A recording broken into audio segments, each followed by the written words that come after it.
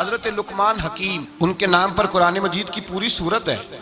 حضرت لقمان حکیم علیہ رحمہ آپ اپنے بیٹے کو نصیحت کر رہے تھے، کہنے لگے بیٹا کو مشکل آئے تو گھبرانا نہیں، کوئی مشکل آئے تو کرے بیٹوں کو سمجھ آ جائے کہ مشکل آئے تو، سمجھ آ رہی ہے بات کی، مشکل آئے تو۔ اور کیا خوبصورت جملے، بیٹے کو بٹھا کے کہتے ہیں بیٹا چھوٹی مشکل آئے گی تو اللہ بڑی مشکلات آسان کر دے گا، سمجھو چھوٹی مشکلات آئیں تو اللہ نے بڑی مشکلیں اس نے آسان کر دی۔ اور آپ کو بتاؤں اصل انسان ہوتا ہی وہ ہے جو مشکلوں میں جینے کا ڈھب سیکھ جاتا ہے، وہ بن جاتا ہے جو کرب کے حالات میں جینے کا سلیقہ سیکھ جائے۔ اپنے بچوں کو یہ سمجھانا، حضرت لقمان بیٹے مشکل آئے تو گھبرانا نہیں، بڑی کو ٹال دیتی ہے، وہ نیکی کا اور آسانی کا پیش خیمہ ہوتی ہے۔ اللہ اس کے بعد آسانی سمجھا رہے ہیں۔ کچھ دنوں کے بعد کہنے لگے آؤ فلاں اللہ کے نبی کی ملاقات کو چلیں، فلاں نبی علیہ السلام سے ملنے چلتے ہیں۔ اس زمانے میں جو نبی تھے ان سے ملنے چلے گئے۔ بیٹے کو بات یاد تھی، گھوڑے پہ بیٹھے، امام ابن جوزی نے اس کو لکھا ہے، گھوڑے پہ بیٹھے تھے دونوں کے پاس گھوڑے تھے۔ اب رستہ بہت زیادہ تھا، کھانا ساتھ لے لیا، پانی ساتھ لے لیا، رستہ لمبا تھا، صحرا کا علاقہ تھا۔ جب جانے لگے تو اتنی سخت گرمی ہوئی کہ گھوڑے بھی بے ہوش ہونے لگے، اچانک ایسی گرم لو چلی کہ گھوڑے بھی۔ اب دونوں باپ بیٹا جو تھے وہ بڑی جوش میں تھے کہ جانا ہی جانا ہے، گھوڑے سے اتر کر کے پیدل چلنے لگے۔ اب پیدل چلتے چلتے ذرا آگے گئے تو اب گرمی میں جتنا بندہ پیدل چلتا ہے اتنا پیاس بھی زیادہ لگتی ہے، تو پانی پیتے رہے، کھانا کھاتے رہے، کھانا پانی بھی ختم ہو گیا۔ تھوڑا آگے چلے نا تو اس کے اندر تکلیف بڑی کہ حضرت جناب لقمان کے بیٹے کے پیر کے اندر ایک ہڈی پیوست ہو گئی، اتنی بڑی ہڈی تھی وہ اندر ہی چلی گئی، پیر خون کے فوارے گرنے لگے، بیٹا بے ہوش ہو گیا۔ حضرت لقمان اس کے سرانے بیٹھے تو بیٹا تھا نا، آنکھوں میں آنسو آ گئے۔ بیٹے نے آنکھ کھولی تو کہنے لگا ابا جی آپ تو صبر کرنے والے ہیں، آپ رو رہے ہیں۔ فرمایا بیٹے میں کیا کروں، میرے سینے میں جو دل ہے وہ ایک باپ کا دل ہے، تو باپ جو ہوا تیری دکھ پر رونا آیا۔ بڑی مشکل سے دانت کے ساتھ ہڈی نکالی، ہڈی نکلی تو خون بھی چلا۔ صاحب زیادہ کہنے لگا حضور آپ نے تو کہا تھا ہر مشکل کے بعد آسانی ہوتی ہے، اور چھوٹی مشکل دیکھ کے اللہ بڑی سے بچا لیتا ہے، تو ہم تو اچھے کام چلے تھے، مشکل پہ مشکل یہ کیا ہے؟ حضرت لقمان کہنے لگے بیٹا نہ تو رب کی حکمتوں کو جانتا ہے، نہ پوری طرح میں جانتا ہوں، لیکن جو میں نے کہا تھا وہ بات سچی ہے۔ فَإِنَّ مَعَ الْعُسْرِ يُسْرًا إِنَّ مَعَ الْعُسْرِ يُسْرًا، اللہ ہر مشکل کے بعد آسانی عطا فرمائے گا، اور فرمایا میرا ایمان ہے کہ ضرور عطا فرمائے گا۔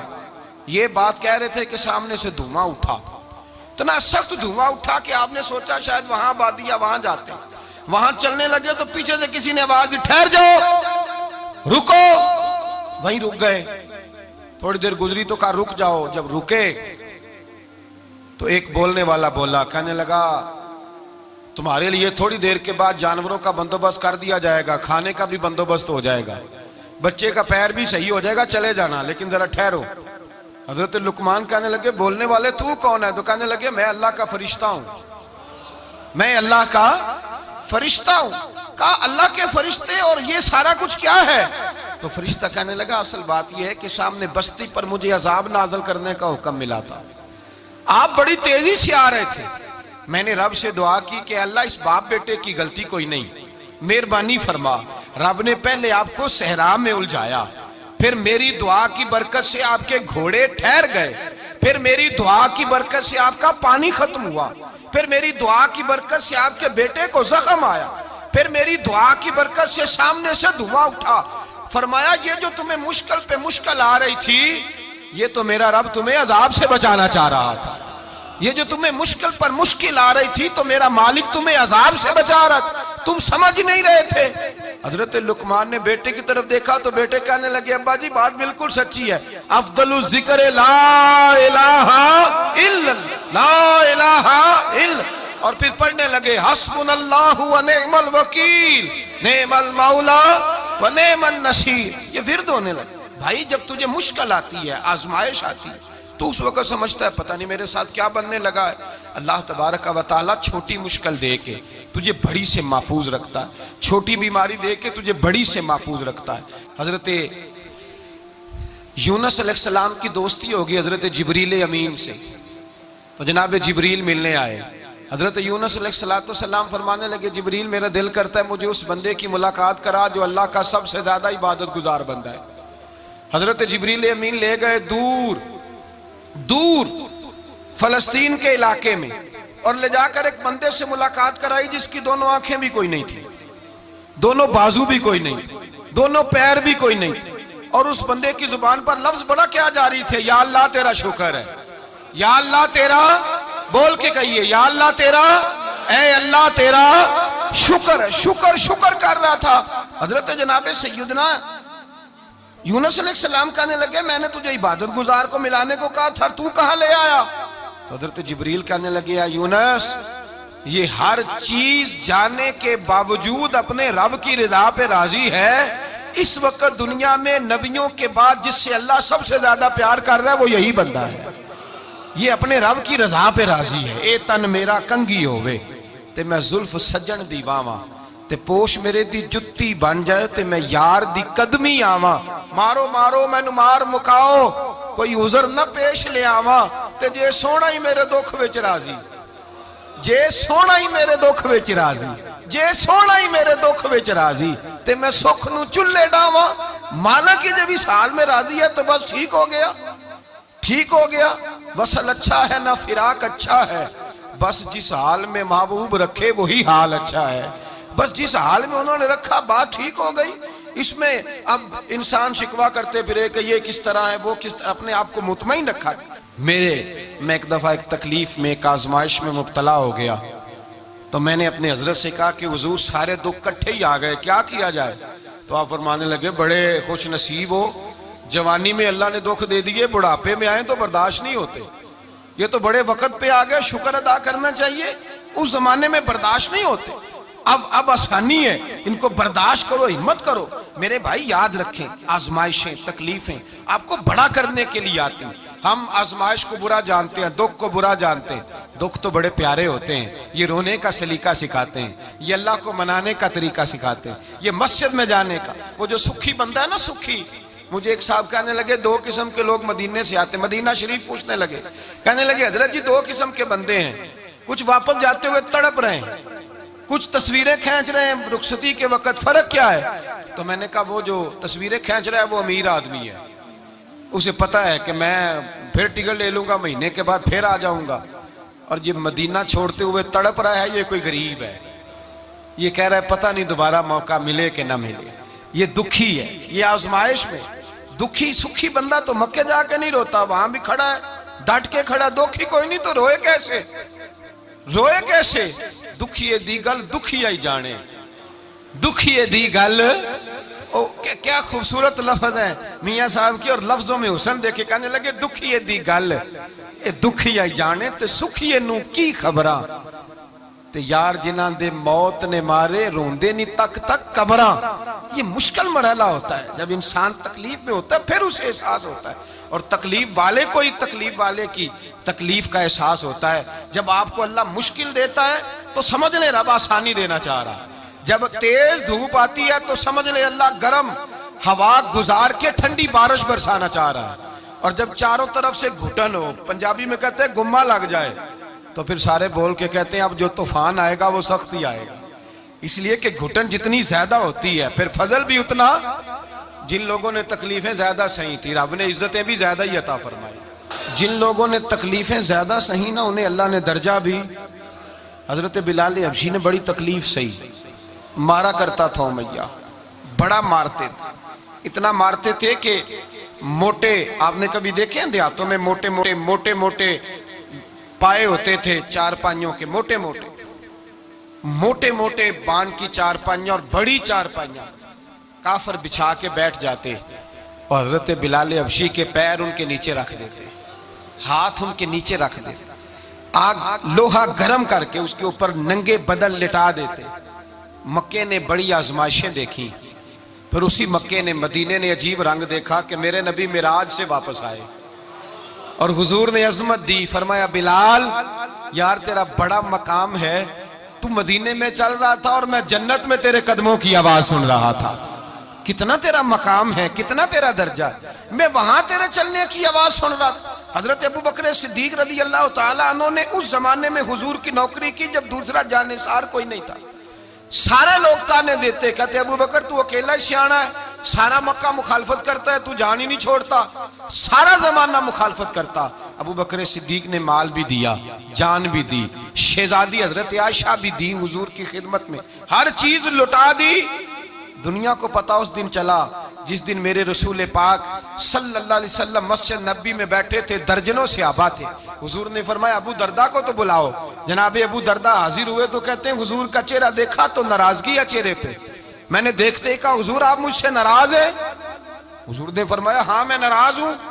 جب یہ لفظ کہے تو میں کانپنے لگا، حضور ناراض ہو گئے. میں نے کہا یا رسول اللہ میری غلطی. تو نبی پاک نے فرمایا تو میرے ابو بکر کی عظمت نہیں جانتا؟ حضور جانتا ہوں. حضور کیا ہوا؟ نبی پاک نے فرمایا کل تو گلی میں گزر رہا تھا، ابو بکر بھی گزر رہا تھا، تو نے سوچا ہی نہیں تو میرے ابو بکر کے آگے آگے چل رہا تھا؟ یہ خیال ہی نہیں آیا تجھے پتا نہیں کہ جس نے میرے ساتھ نیکی کی میں نے بدلہ چکا دیا ہے. ابو بکر کا بازو تھام کے اللہ کی بارگاہ میں لے جاؤں گا، میرا رب بھی اسے بدلے عطا فرمائے گا. یہ عظمت، یہ شان، یہ بلندی اور رفعت مشکلات سے گزرنے کے بعد ملی. میرے نبی پاک صلی اللہ تعالی علیہ وسلم کے ساتھ مولا کائنات شیر خدا حضرت علی نے 9 سال کی عمر سے وفا شروع کی اور تا دم آخری حضرت علی نے وفا کی مصطفیٰ سے. کٹھن مراحل سے گزرے، کٹھن مراحل سے.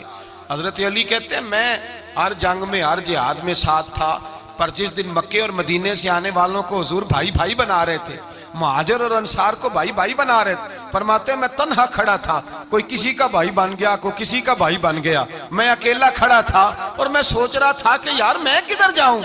کہتے ہیں میں اس حد تک آیا کہ میرے آنسو بہنے لگے، لیکن میری مشکلات کو آسانی تب ملی جب مدینے کے چاند دھیرے سے اٹھے، میرے قریب آئے، میرا بازو تھاما اور فرمایا علی باقی سارے بھائی بھائی بن گئے ہیں، انت اخی فی الدنیا والآخرہ، تو میرا بھائی ہے، دنیا میں بھی میرا بھائی ہے، قیامت کے دن بھی میرا بھائی ہے. حضور نے اعزاز دیا اور غدیر خم کے موقع پر حضرت علی کا بازو تھام کے کھڑا کر کے حضور نے فرمایا من کنت مولا ہوں فاز علی مولا، فرمایا جس کا میں مولا ہوں اس کے علی بھی مولا ہے. محبوب پاک سید عالم صلی اللہ علیہ وسلم نے جن لوگوں نے مشکلات برداشت کی پھر ان کو اعزاز ملا، ان کو درجے ملے، ان کے لیے جو آسانی. حضرت عثمان غنی نے صحابہ میں سب سے زیادہ مظلومیت کاٹی، سب سے زیادہ مظلومیت. 40 دن پانی بند رہا، کھانا بند رہا، تکلیف اور آسائش کا وقت ہوا. امام جلال الدین سیوطی رحمت اللہ تعالی علیہ الحاویل الفتاوی میں لکھتے ہیں، کہتے ہیں جب حضرت عثمان غنی پر کھانا اور پانی بند تھا، ایک شام حضرت عبداللہ بن سلام ملنے گئے. اس شام، اس صبح جس شام حضرت سیدنا عثمان غنی شہید ہوئے، جناب عبداللہ ابن سلام کہنے لگے عثمان تیرا کیا حال ہے، کس پوزیشن میں ہے؟ کہتے ہیں جناب عثمان غنی کہنے لگے عبداللہ آج میں بڑا سکھ میں ہوں. کہا 40 دن بیت گئے، کھانا نہیں آیا، پانی نہیں آیا، تو آج کیوں سکھی ہو؟ فرمانے لگے آج مدینے کی سامنے والی گلی میں نے مصطفیٰ کا دیدار کیا ہے اور نبی پاک صلی اللہ علیہ وسلم نے فرمایا عثمان اگر تو کہے تو تیرے لیے پانی کا بندوبست کر دیا جائے، تیری مشکل آسان ہو جائے، اور اگر تو کہے تو تیرے لیے وہ آسانی کی جائے کہ آج تو میرے پاس آ کے روزہ افطار کر لے. تو حضرت عثمان غنی کہنے لگے میں نے مصطفیٰ سے عرض کیا حضور مجھے یہاں کا سوک نہیں چاہیے، مجھے وہ آسانی چاہیے جو آپ کے پاس افطار سے ملے گی. فرمانے لگے آج میں رخصت ہو جاؤں گا، افطار رسول اللہ کے پاس کروں گا. حضرت عبداللہ ابن سلام فرماتے ہیں پھر اس شام حضرت عثمان شہید ہو گئے. لوگ کہنے لگے عثمان شہید ہو گئے، اور میں کہنے لگا نہیں، انہوں نے جا کے نبی پاک کے دسترخوان پہ روزہ افطار کر لیا ہے. روزہ افطار بھائی پھر بعد میں جو آسانی ملی ان لوگوں، جو ان لوگوں کو درجات نصیب ہوئے. کٹھن حضرت عبداللہ مزنی حضور کے غلام تھے، قبیلہ مزن کے رہنے والے، والد فوت ہو گئے، چچا نے پالا تھا، اسلام قبول کر لیا. چچا اسلام کا بڑا دشمن ہے، حضور کا نام آئے تو جلال کرتا ہے، حسد اور بغض میں جل جاتا ہے، بڑی اسلام کے ساتھ دشمنی اور عناد رکھتا ہے. حضرت عبداللہ کہتے ہیں پہلے تو میں عشق رسالت کو دباتا رہا، پھر یہ چنگاری شعلہ بن گئی، پھر کہ یہ ہلکا سا جذبہ سمندر اور صحرا کا روپ دھار گیا. فرماتے ہیں ماں تھی اور میں تھا، میں گیا جا کے چچا سے کہا میں نہیں رہ سکتا. کہاں جائے گا؟ تو میں نے دھیمے لہجے میں کہا میں مدینے جاؤں گا، اب میں رسول اللہ کے مدینے جاؤں گا، اب میرا گزارا نہیں ہوتا، اب میں جاؤں گا۔ کہتے ہیں چچا کہنے لگا اچھا تو وہاں جائے گا؟ تجھے میں نے پالا، میں نے پوسا، وہ مکان میں نے تجھے بنا کے دیا، تیری جیب میں جو پیسے ہیں میرے دیے ہوئے ہیں۔ کہتے ہیں میں نے کہا چچا میں سارا کچھ سوچ کے آیا ہوں، مکان بھی تو رکھ لے، پیسے بھی رکھ لے۔ کہتے ہیں اس نے ہر چیز رکھوا لی۔ جب پلٹنے لگا تو چچا کہنے لگا جو کپڑے تو نے پہنے ہیں یہ بھی میں نے خرید کے دیے تھے۔ حضرت عبداللہ فرماتے ہیں میں نے وہ کپڑے بھی اتار کے دیے۔ برہنہ حالت میں میں ماں کے پاس گیا اور میں نے کہا اماں میں پہلے بھی تو ننگا پیدا ہوا تھا، تو نے ہی کپڑے پہنائے تھے، میرا پھر بدن ننگا ہو گیا ہے، کپڑے دے دے۔ کہتے ہیں 2 بیویوں والے کپڑے اماں نے دیے، ایک میں نے تامت باندھ لی، دوسرا اوڑھ لیا اور مدینے پہنچا۔